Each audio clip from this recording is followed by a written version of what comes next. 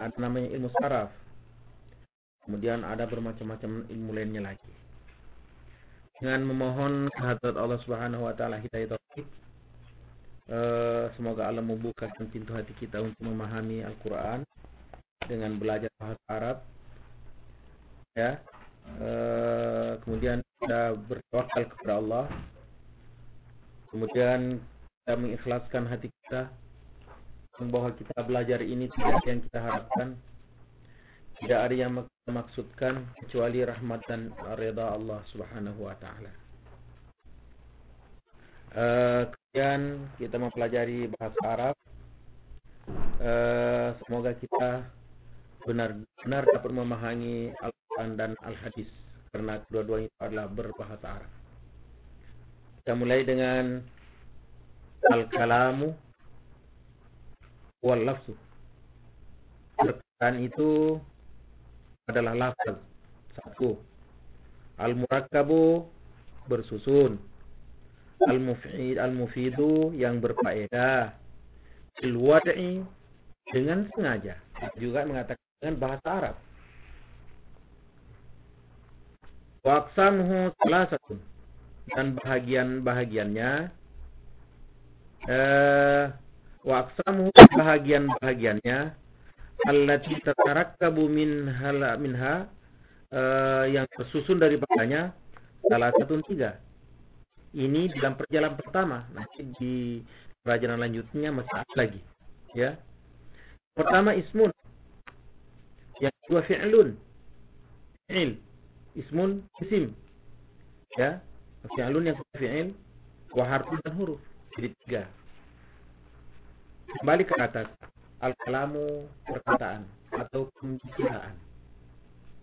Kalau kita berbicara tentang bahasa Arab, kalau kita berbicara, ya, dia dinamakan bicara atau dinamakan bahasa dengan kalau syarat-syarat ini atau rukun ini terdapat. Kalau tidak terdapat salah satu padanya, maka walaupun kita berbicara tidak dinamakan bahasa, tidak dinamakan bicara di dalam ilmu nahwu. Pertama, berlafal. Jadi kalau ada orang yang berbicara tanpa lafaz, seperti orang bisu, itu namanya bahasa, bukan namanya bicara. Apa yang dimaksud dengan lafaz? Yang mengandung salah satu daripada huruf hijaiyah. Huruf hijaiyah itu ada berapa? Semenjak dari alif sampai ya. Alif, ba, ta, jim, ha, dal sampai ke ya. Itu semuanya namanya apa? Huruf hijaiyah. Jadi kalau kita ingin menyusun bahasa, sama sekali harus berlafaz, yaitu harus ada huruf hijaiyahnya. Nah, nanti contohnya. Sama. Mesti berlafaz. Jadi kalau ada orang berbicara tidak berlafaz, bisa dinamakan bicara, tapi bicara orang bisu. Tapi ilmu nahwu tidak dinamakan bicara. Ini adalah bicara yang lafalin. Cuma lafalin huruf hijaiyahnya. Tidak perlu 28 huruf hijaiyah itu ada semua. Salah satu. Ya, seperti A. Nah, itu huruf. Nah, cuma dilanjutkan nanti huruf hijaiyah yang mempunyai arti. Kalau tidak ada artinya, ya tidak juga dinamakan tidak juga dinamakan bahasa. Ya, lafaz utama. Al-murakkabu bersusun. Apa artinya bersusun? Sekurang-kurangnya 2, karena tidak bisa bersusun kalau kena 2. Sekurang-kurangnya 2. Terdiri dari 2. Kalau hanya 1, dinamakan bersusun. Kemudian bersusun ini ada bersusun secara nyata, ada bersusun secara tidak nyata. Artinya ada yang berliku. Sehingga juga 2 kalimat terdapat, tapi berlindung sebagiannya. Nah, juga bersusun namanya. Nah, nanti akan selanjutnya kita jelaskan, insyaAllah.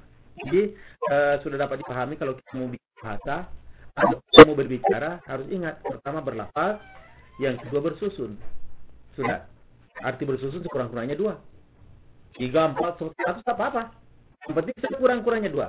1 tidak bersusun. Al-mufidu berfaedah. Apa artinya berfaedah? Paham. Seperti makan. Bahasa karena sudah ada huruf hijaiyahnya. Tapi belum, karena belum bersusun. Aku makan. Nah, sudah 2 itu. Aku 1, makan 1. Aku. aku makan. Berbeda nggak itu? Kalau aku bilang aku makan, berbeda kan? Maksud Pak, pekerjaanmu, aku makan. Orang paham kan? Tapi kalau aku bilang aku, tidak. Walaupun bersusun sampai 10, karena tidak berfaedah, maka juga tidak dinamakan bicara. Tidak juga dinamakan bahasa dalam bahasa ilmu nahwu. Nah, jadi sudah apa? 3. Filwad'i. Nah, ini 2 pendapat. Ada mengatakan dengan bahasa Arab, ya benar. Ya, karena kalau berbahasa ilmu nahwu harus bahasa Arab. Karena sasaran ilmu nahwu adalah bahasa Arab. Jadi kalau kita begitu, Saud Nahwi, ya, ada persamaannya. Ya, itu sama. Yang kedua mengatakan dengan sengaja. Ya benar juga. Jadi 2 kandungan daripada ini, kandungan daripada bilwad'i itu, yaitu sengaja dan bahasa Arab.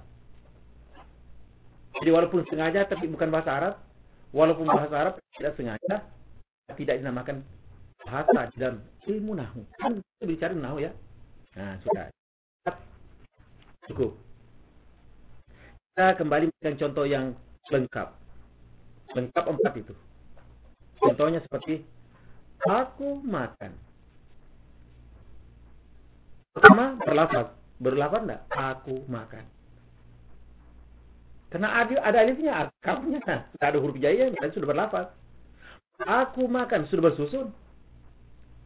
Dipahami enggak? Dipahami. Bisakah itu dia makan aku makan bahasa nahwu? Bisa enggak?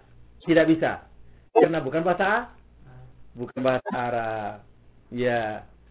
Jadi saya sengaja. Kalau orang tak sengaja, seperti orang tidur, sedang bicara. Walaupun bahasa Arab, tidak dinamakan bahasa dalam ilmu nahwu karena dia tidak sengaja. Contoh pertama. Yang kedua, orang gila. Kan orang gila bicara kan? Bicara. Wah, banyak kalimatnya, banyak lagi susunannya. Tapi tak sengaja, maka tidak dinamakan bahasa dalam bahasa ilmu nahwu. Nah, jadi yang lengkap bagaimana? Anak akulu atau akulu. Ya, akulu. Atau anta jalisun. Sudah susun kan? Ada antanya, ada jalisun. Sudah cukup 2 bersusun. Engkau duduk. Ya. Jadi saya terjemahkan ke bahasa Arab. Anta jalisun. Bahasa dalam bahasa ilmu nahwu. Kenapa? Sudah cukup syaratnya, sudah cukup rukunnya. Berlafaz. Karena anta ada alifnya, ada nunnya, ada ta'nya, ada huruf hijaiyahnya. Anta jalisun sudah bersusun karena 2 kalimat. 1 anta jalisun. Dan dipahami karena engkau memahami aku sedang duduk. Engkau sedang duduk. Memberitakan engkau duduk. Paham kan? Nah, sudah bahasa Arab. Dan sudah disengaja. Berarti sudah cukup syaratnya. Jadi bahasa dalam ilmu nahwu yaitu anta jalisun. Nah, wa aqsamuhu bahagiannya. Apa artinya bahagiannya? Artinya yang disusun menjadi bahasa ada 3 macam. Ya, ada 3 macam. Tidak harus seluruhnya ada, tapi dari salah 3 itu disusun ya, satu isim fi'il, ya. Atau ada hurufnya. Nah, itu sudah dinamakan bersusun. Ya. Al-kalam huwa lafzul murakkabu. Waqtabu bagiannya arti apa? Pertama, isim. Isim nama. Semua nama di dunia ini namanya isim dalam bahasa Arabnya. Nahwunya. Isim. Itu sebenarnya terjemahannya nama. Tapi tak usah diterjemahkan. Ya, harus dipahami bahwa isim itu adalah nama. Jadi isim. Ya. Kalau kita mau bicara tidak lepas dari isimnya.